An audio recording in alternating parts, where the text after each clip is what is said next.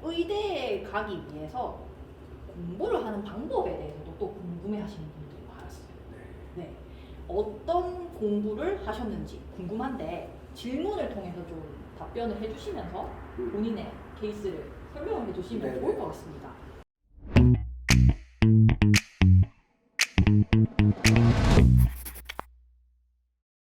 첫 번째는요. 시험을 볼 때 자신만의 시간 관리법이 있나요? 라고 물어보셨습니다. 뭐 과목마다 좀 다르겠죠. 어떻게 관리를 하시는 편이셨어요? 저는 이제 수능을 봐야 되겠다 이렇게 마음을 먹은 게 수능 보면 내가 잘 볼 수 있겠다는 생각을 단순히 그냥 한 건 아니에요. 저희 집사람이 편입학원 그걸 가져왔을 때도 바로 알아봤고 그게 안 된다 해서 그 다음에 이제 수능을 봐야 되겠다라고 생각했을 때 그 주 일요일 날 그 전해에 저기 출제됐던 수능 시험지를 가져와서 아침 8시부터 시작해가지고 한번 풀어봤어요. 진짜 수능을 모의 모의 수능을 쳐봤어요. 음. 쳐봤는데 국어는 네. 그때 3개인가 4개인가 밖에 안 틀렸어요. 오. 영어는 다 맞았어요. 이야. 우리 저기 그 무역하는 회사에서 맨날 그 저기 바이어들하고 하는 게 영어로 다 하니까. 그러니까 영어는 다 맞고 국어도 한 5문제 채 안 틀렸던 것 같아요. 그 다음에 사회 그런 것들도 많이 틀리진 않았어요. 뭐 지식은 별로 없지만 수능이 좋은 게 지문을 잘 보면 지문 안에 답이 있는 경우가 많아요. 저는 처음에 87년도 처음에 대학 갈 때는 학력고사잖아요. 외워야 돼. 뭘 많이 이미 알고 있어야지 이제 답을 맞출 수 있는데 수능은 그런 면에서 되게 좋더라고. 지문이 좀 길긴 하지만 지문을 잘 보면 그 안에 답이 있는 경우가 꽤 많았어요. 심지어 과학 과목도 꽤 그렇게 풀 수 있는 게 많았어요. 저는 물리 엄청 못했거든요. 근데 그 실험 내용이나 뭐 이런 거 보니까 이 실험을 왜 하는지가 거의 이렇게 다 나와. 그러면은 그거 보고 이렇게 푸니까 과학도 한 절반은 맞추겠더라고. 공부 하나도 안 했는데. 수학은 다 틀렸죠. 안 통했군요. 수학은 안 통해. 수학은 안 통하는데, 네. 그렇게 해보니까, 이 중에서 내가 수능 과목 전체를 봤을 때, 최소한 언어 영역과 영어는 특별히 공부를 더 많이 하지 않아도 어느 정도 점수가 나오겠다. 이게 확신이 들었고, 사회는 조금만 하면 될 것 같았어요. 사회는. 그리고 과학 과목들도 조금 바짝 하면 이거 충분히 가능하다. 수학은 만만치 않겠다. 제가 처음에 한 3개월 했고 그 다음에 한 8개월 정도 했는데 그 기간 동안에 다른 친구들은 여러 과목 할 때 나는 한 절반을 빼고 수학을 포함한 나머지 절반만 신경 쓰면 되겠다. 그렇게 생각해서 이제 시작을 했거든요. 그러니까 언어나 영어 같은 경우는 사실 거의 공부를 별로 안 했어요. 그냥 학원에서 진도 나가면 그냥 진도 나갈 때 그거 보는 걸로 그냥 끝이고. 예를 들어서 지리나 역사 같은 거는 무조건 그림이나 쭉 연대표 쭉 만들어 가지고 세계사, 그 다음에 중국이나 일본 같은 동양의 역사, 그 다음에 한국사 이게 쭉 같이 한꺼번에 쭉 나오게끔, 그러니까 한눈에 쭉 다 이렇게 볼 수 있게끔 그렇게 다 내 손으로 만들어 놓고 공부하는 게 저 나름대로의 특징이라면 특징이에요. 그러면 그걸 만드시면서 외우시는 편이셨나요? 아니면 만들어 놓고 시간을 내서 보시는 편이셨나요? 만들고 나면 시간이 별로 없죠. 그러면 만드시면서 이렇게 그렇죠. 외우시는 만들면서 외우는 게 많죠. 그리고 영어 같은 거는 이제 풀 때 시험지 나눠줄 때 얼른 지문을 막 이렇게 눈으로 빨리 이렇게 막 푸는 거죠. 그렇게 하고 풀면은 시간 절약이 훨씬 많이 되는 것 같고, 그 다음에 지문보다 질문을 먼저 보고 그 다음에 지문을 보면, 그러면 지문을 쭉 읽다가 아까 거기 이거에 관해서 물었던 게 있으면 뭐 예를 들면 주제면 주제, 글의 흐름이면 흐름, 그런 주제에 맞게끔 지문을 읽어 나가면 아무래도 시간을 조금 더 세이브할 수 있지 않나. 그러면 공부하실 때 대부분의 시간은 이제 수학이나 과학 그렇죠. 공부하시는 데 쓰시고 그렇죠. 나머지 짜투리 시간에 좀 자신 있는 과목에 그 시험 치는 유형이나 방법 같은 걸로 계속 훈련을 하시는 그런 훈련은 별로 안 했고 그냥 그거는 뭐 자연스럽게 그냥 그렇게 한 거죠. 그냥 본투비셨네요. 수능을 잘 칠 수밖에 없는. 수능은 저를 위해서 태어났다고. 어이가 없네. 한국고사 다시 쳤으면 못 갔죠. 어떻게 보면 진짜 딱 운과 때가 맞았네. 좋습니다. 그럼 두 번째, 공부를 하시다가 슬럼프가 왔을 때 극복하는 방법이 있으셨나요? 그 제가 좋아하는 심리학자 그 조던 피터슨이라는 분이 있습니다. 네. 미국의 그 우리나라의 그 네이버 지식인에 해당되는 푸어라라는 사이트가 있어요. 거기에다가 누군가가 이렇게 질문을 올리면 네. 보통 일반인들이 답을 하는 경우도 있지만 조던 피터슨 같은 완전 전문가가 거기에다 답을 다는 경우도 있습니다. 근데 어떤 학생이 공부를 잘하고 싶은데 하루에 10시간 동안 집중해서 공부할 수 있는 방법이 있냐? 난 중간에 자꾸 흐트러진다. 그러니까 조던 피터슨이 직접 답을 달았습니다. 우리가 공부하려는 목적은 문제를 해결하려는 거지 죽으려는 것이 아니다. 10시간 집중하면 죽는다는 거예요. 실제로 그거는 실험에 굉장히 많이 나와 있습니다.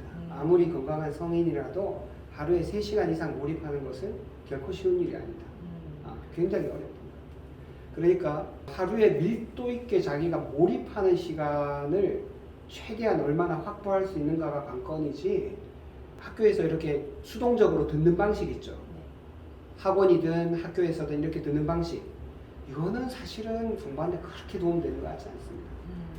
저도 학원에 가가지고 뭐 하루 종일 듣기는 했지만 진짜 공부는 그거를 자기 손으로 정리하고 자기만의 방식으로 그걸 자꾸 내재화하는 거, 그게 진짜 공부지.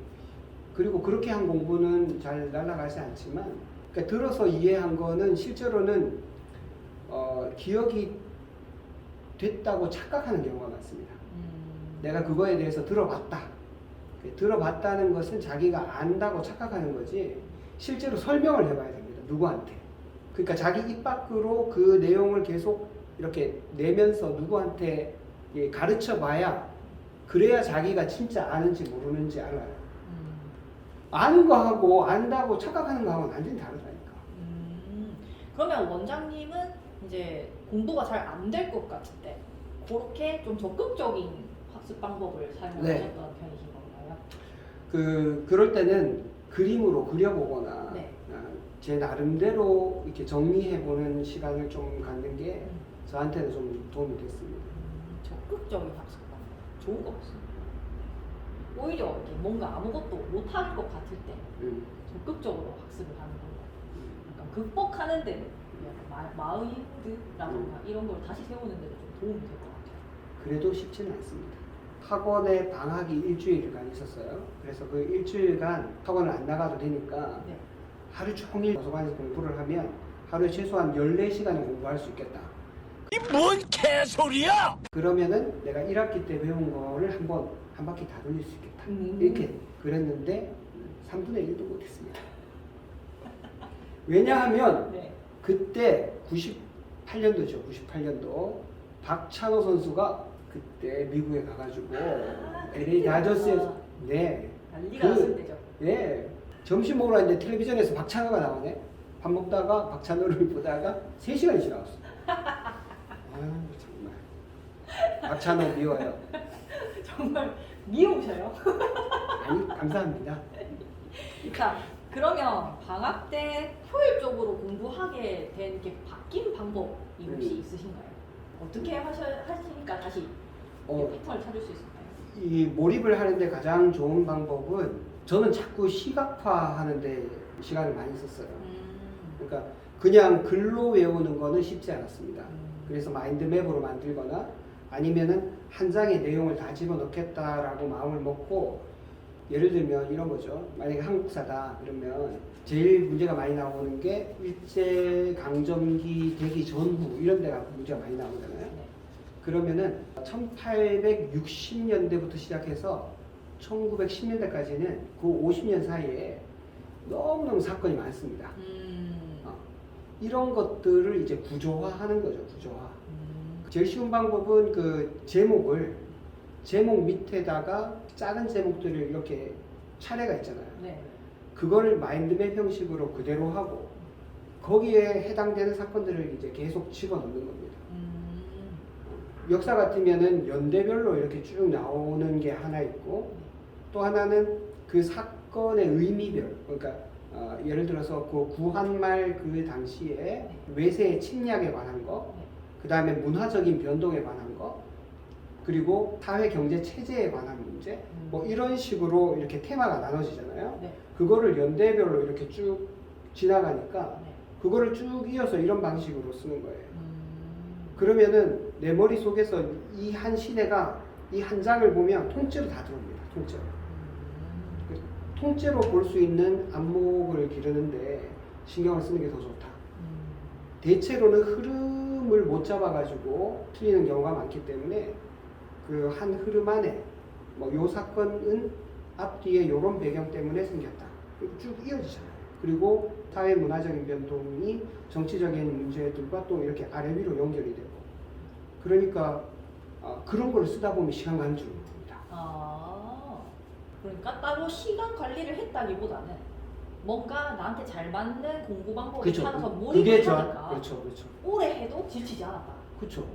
그건 진짜 시간 가는 줄 모릅니다. 그것도 좀 신박한 방법이긴 한 것 같아요. 보통 친구들은 뭐 50분 공부하고 10분 쉬고 50분 공부하고 10분 쉬고 이땐 이 과목하고 저땐 저 과목하고 뭐 이런 계획을 세우는데 오히려 내가 좋아하는 방법으로 내가 잘할 수 있는 방법으로 쭉 몰입해서 한 과목을 끝내겠다 이런 생각으로 공부를 하셨다. 그러면 그거 한 장 이렇게 딱 보고 있으면 뿌듯하죠. 뿌듯하죠. 그러니까 밥 먹으면서도 보게 돼요. 좋은 방법인 것 같습니다. 자, 다음은 모의 시험 때는 항상 점수가 잘 나오는데요. 실전만 되면 성적이 잘 안 나옵니다. 이런 부분은 어떻게 보완을 하면 좋을까요? 이런 질문을 하셨습니다. 근데 모의고사랑 이제 수능이랑 네. 이게 좀 다른 경우가 있긴 있어요. 왜냐하면 그때 당시는 이제 대성이나 종로 학원에서 이렇게 내는 모의고사가 있고 네. 그 다음에 학력평가원 이런 데서 이제 만드는 또 모의고사가 있고 그렇잖아요. 네. 그러니까 각 학원별로 나오는 모의고사는 수능평가하는 그 평가원에서 내는 그런 문제와는 약간 패턴이 다른 영어 문제로 치자면 좀 조잡한 그런 문제들이 좀 있습니다.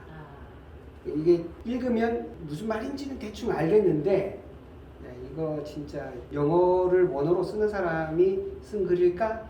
한국 사람이 이거 만든 걸까? 이런 의심이 드는 그런 문장들이 있어요. 그런 것들은 사실 변별력이 별로 없는 문제거든요. 문제가 깔끔하지 않아서. 이분은 그리고 보니까 모의고사가 오히려 또 점수가 좀 덜 잘 나왔다고 했죠. 네. 그러니까 수능은 평가원이나 수능에서는 문제 내는 것들은 훨씬 더 이렇게 큰 그림을 보거나 아니면 아주 깊이 있게 사고를 요구하는 그런 문제들이 중간중간에 있습니다. 그래서 대체로는 문제가 큰 흐름을 알면 전혀 이상하지 않은데 하나하나 단편적으로 보면 이게 뭘까 이런 느낌이 드는 문제들이 있어요. 그래서 만약에 이분이 늘 그런 패턴이라면 좀 더 큰 그림을 보는 그런 시각을 기르면 좋지 않겠나요? 좋은 꿀팁이군요. 네. 그런 말 많이 하잖아요. 나무를 보지 말고 그렇지. 숲을 봐. 그렇지. 나무의 디테일에 집착하시는 약간 성향이 그런 게 있으니까. 있어요. 예. 모의고사는 이제 나무를 보는 문제가 좀 더 많다면 네. 수능은 이제 숲을 보는 문제가 좀 더 많다. 이렇게 볼 수 있겠죠. 네, 좋은 말씀을 드렸습니다. 자, 다음은요. 의대에 가고 난 친구들. 이미 의대에 간 친구들이 하는 고민들이 몇 가지가 또 있었습니다. 그래요? 네, 의대 저 보셨으니까 똑같은